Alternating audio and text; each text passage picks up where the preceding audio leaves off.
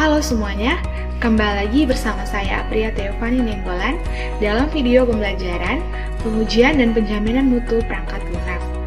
Pada pertemuan kali ini, kita akan mensimulasikan serangkaian proses yang dilakukan dalam mutation testing. Nanti akan diberikan dua jenis file, yaitu file original dan file mutant, di mana file mutant ini merupakan kode program yang sengaja dimasukkan fault ke dalamnya. Kita akan menguji kedua file tersebut menggunakan test case yang telah disediakan sebanyak kurang lebih 4.000, tapi tenang, kita hanya mengambil beberapa saja untuk diuji nantinya. Output yang dihasilkan dari pengujian file original dan mutant ini menggunakan test case tadi akan kita bandingkan.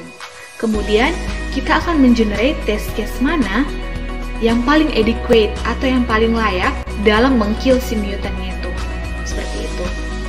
So, untuk lebih memahaminya, silakan menyimak video berikut ini. Baiklah, seperti yang telah ditampilkan juga pada layar, nanti akan diberikan dua buah file arsip, yaitu satu print token sama satunya lagi ppmpl_week7_nim. Pada file print token ini isinya ada 3 folder, yaitu satu source.ilt, testcase, dan versions.ilt. Pada source ini merupakan source original. Ini adalah file original kita nantinya. Isinya seperti ini. Kemudian ada versions.ilt yang isinya adalah version original. Maksudnya di sini ada, inilah mutant kita itu, mutant di mana program ini udah dimasukkan fault ke dalamnya. Ada mutant 1 yaitu V1. Inilah dia code-nya. Kemudian V2 ini code-nya, kemudian V3 ada ini code-nya sampai V7 ada code-nya. Jadi si file original kita tadi yang ini akan kita jalankan, kita run. Kebetulan di sini kita menggunakan bahasa pemrograman C. Jadi nanti kita ini akan run menggunakan layar hitam atau command prompt agar langsung kelihatan perbedaannya. Kita akan jalankan ini dan version.ilt ini menggunakan test case yang telah disediakan di sini. Nah, jadi kita pilih nanti secara random. Ini kita open with aja. Misalnya kakak mau buat pakai notepad. Nah, nanti ini inputannya tuh kita copy. Ketika kita run, itu yang kita jadikan inputan terhadap si source original kita dan si source mutant kita. Seperti itu. Oke, di sini kita telah melihat exercise, di mana exercise ini akan kita ikuti step by stepnya untuk membuktikan bagaimana apakah sebuah test case itu berhasil meng-kill mutant atau tidak.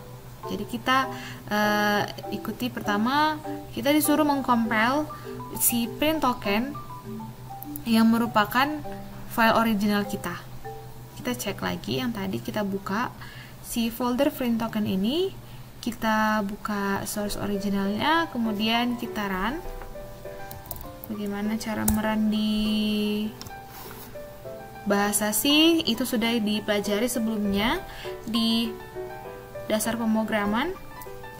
Pertama, langsung saja kita langsung ke gcc -o, terus kita ciptakan sebuah file exe nya, kita kasih nama untuk misalnya m1, maksudnya di sini original ori, kemudian nama filenya print token, enter. Kemudian kita kan sudah tercipta si ori ini, maka kita panggil orinya. Nah, sudah seperti ini kan dia menunggu inputan. Jadi kita back dulu, terus kita di sini disuruh ngapain lagi? Oke, ini use file Nah, kita disuruh menggunakan file uslin.ini sebagai input kita. Jadi, itulah kita sebut dengan test case 1. Kita buka folder test cases, terus kita carilah uslin ini. Uslin apa tadi? 1984 agak ke bawah ya. 1984. Ini uslin 1984. Terus kita edit aja. Nah, ini kita Ctrl A kan, copy. Kemudian kita close. Kita close. Kemudian command prompt kita tadi kita buka kembali, terus kita klik kanan aja. Nah, terus kita enter. Jadi ini jangan di close dulu. Jadi ketika kita menjalankan si file original kita tadi, inilah outputnya dari sini, dari string ini sampai di bawah ini. Nah, ini jangan langsung di close, karena nanti kita bakal ngebandingin hasil yang diberikan dari si original kita ini terhadap mutantnya. Kemudian disuruh kita oke, nomor 3 oke lah. Terus kita disuruh compile dan run the mutant program print tokens underscore M6. Nah, di sini M6 di sini maksudnya mutant kita yang versi ke-6-nya, yang .c. Kemudian kita run, kita buka folder versions.alt. Nah, tadi disuruh kita menjalankan yang versi 6 kan? Kita buka versi 6-nya. Sama halnya kayak yang tadi. Nah, di sini kita gcc min-o, kemudian kita kasih namanya M6 aja. Kemudian kita panggil print token.c-nya. Ini hasilnya. Tadi kan kita buka lagi si uslin tadi. Udah di close tadi ya. Inputan kita masukkan yang sama ya, jangan yang berbeda. 1984. Nih. Edit. Nah, ini kita Ctrl A copy. Terus kita jalankan ke sini. Terus tadi kan ini, terus kita panggil lagi M6, terus kita klik kanan, enter. Nah, inilah hasil output yang dihasilkan oleh mutant program kita. Kemudian kita bandingkan. Ini tadi yang ori, ini ori ya, ori, dan ini yang M6, mutant versi 6. Nah, kita bandingkan hasil yang diberi output dari si ori dan si M6 ini, hasilnya ini berbeda kan di antara ori dan M6. Artinya, mari kita lihat ke outputnya. Nah, there are difference between, ya, terjadi perbedaan output di antara original dan mutant. Maka melalui test case ini, error dapat ditemukan pada test case ini, sehingga test case ini lah yang disebut dengan failure causing input. Dalam kata lain ya, test case kita ini, si uslin.1984 noef ini dapat mengkill mutant versi 6-nya tadi. Jadi karena intinya kalau misalnya dia berbeda hasil yang si ori sama mutantnya, itu dia berarti FCI. Test case kita itu berhasil mengkill mutant yang ada pada programnya. Selanjutnya pada exercise 2 kita akan mengcompile dan run program originalnya tadi, tapi pada bagian ini kita menggunakan test case yang berbeda, yaitu uslin.1988. Kita buka lagi file originalnya, kita run cmd, kemudian gcc min-o, kita ciptakan file exe nya, kita kasih nama ori2, terus filenya, enter. Nah, kita cek, kita buka lagi test case-nya, kita cari yang bernama file uslin 1988. Nah, kita edit, kita copy,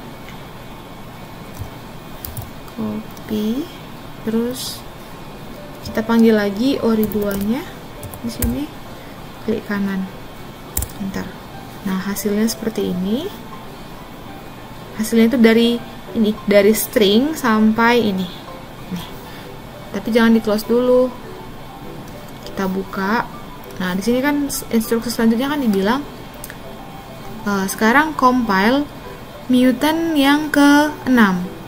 Kita buka mutant kita yang versi 6, kemudian kita masukkan inputan yang tadi yang uslin 1988 itu sebagai masukannya.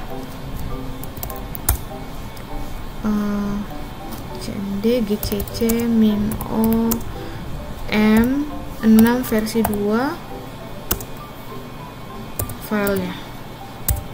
Oke, kita panggil m6 versi 2, kemudian kita klik kanan, enter. Nah, hasilnya seperti ini. Kita akan membandingkan output yang diberikan oleh si mutant dengan si file originalnya, apakah sama atau berbeda. Dan ternyata hasilnya adalah sama.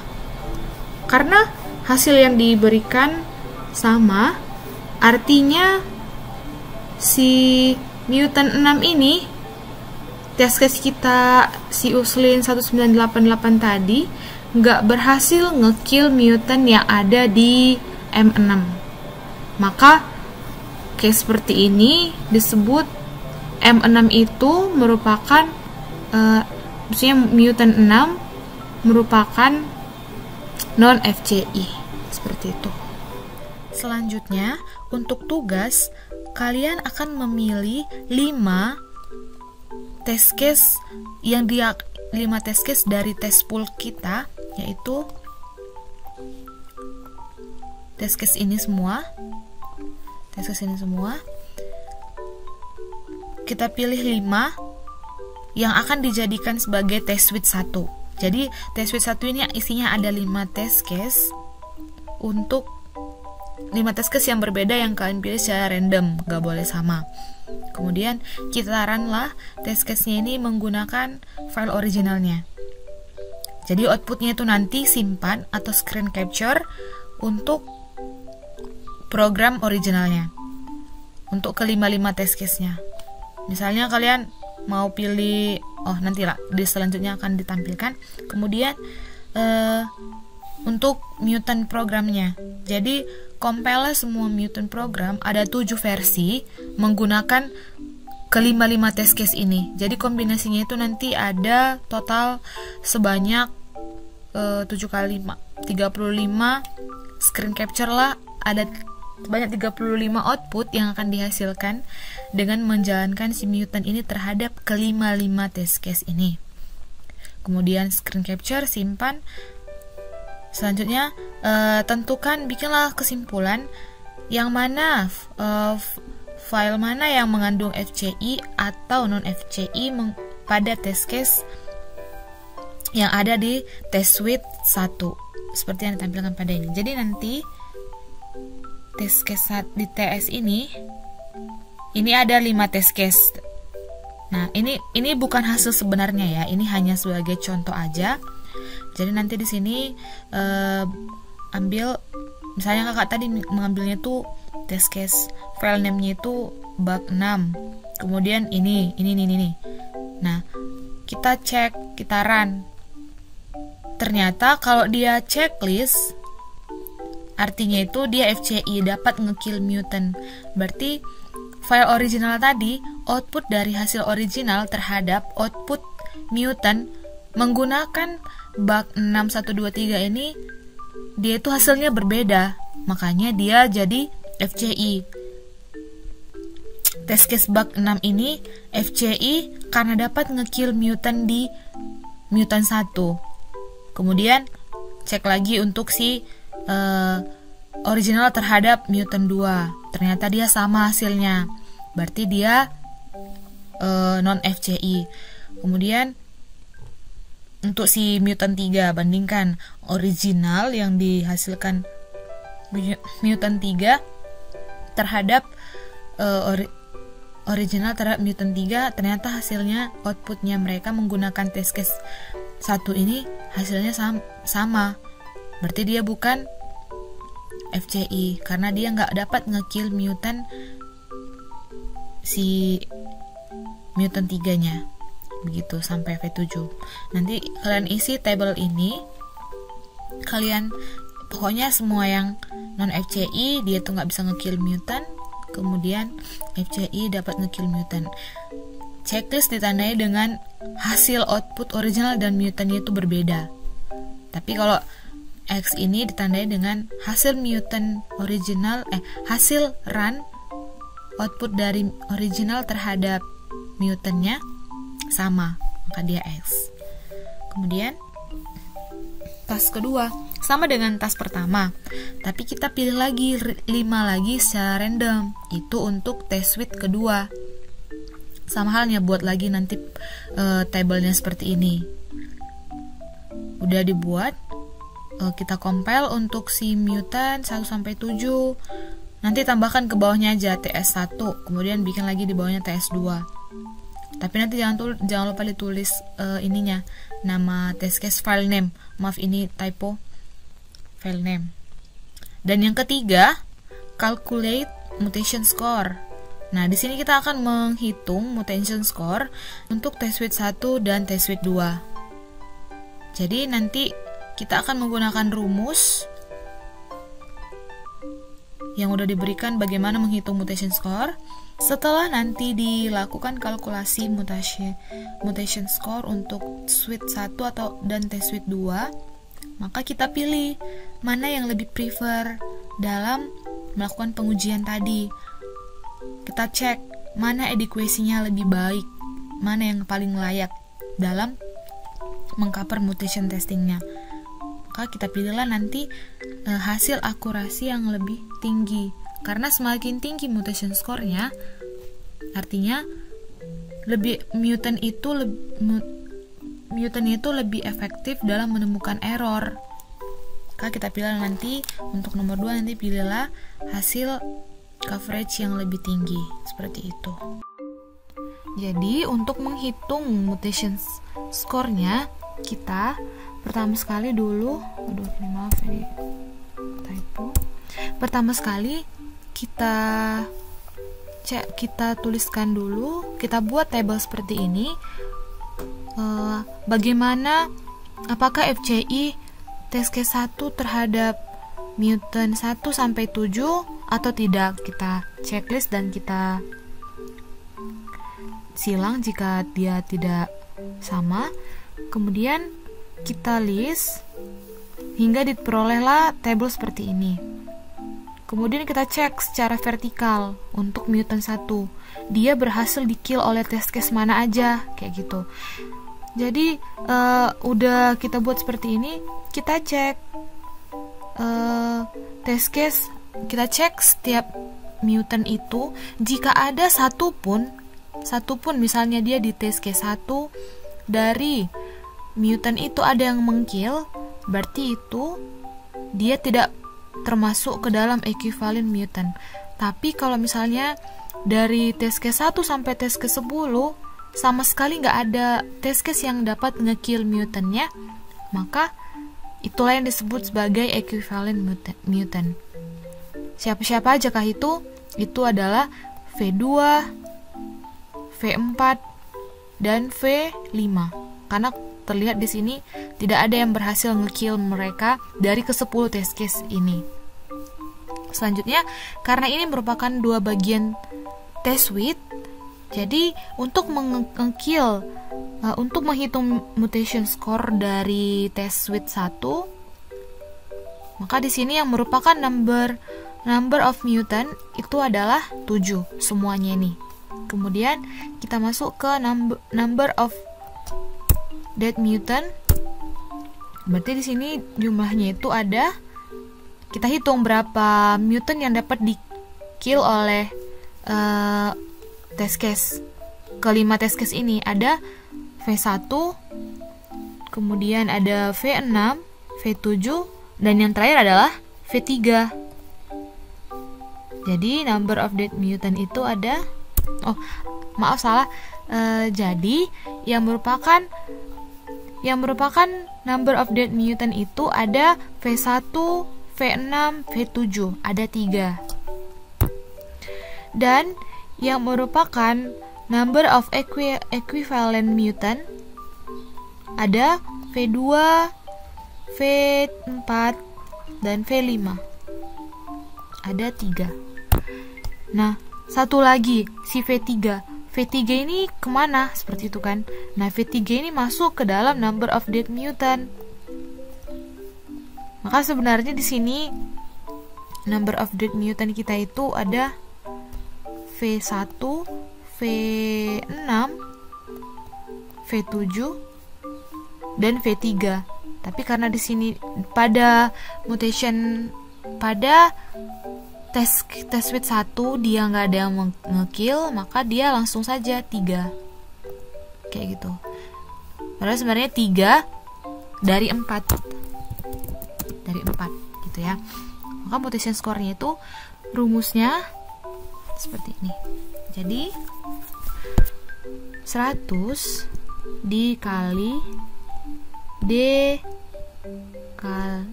dibagi M kurang E. Maka 100 dikali persen. Maka 100 dikali D. D-nya kita ada 3 per M kurang E.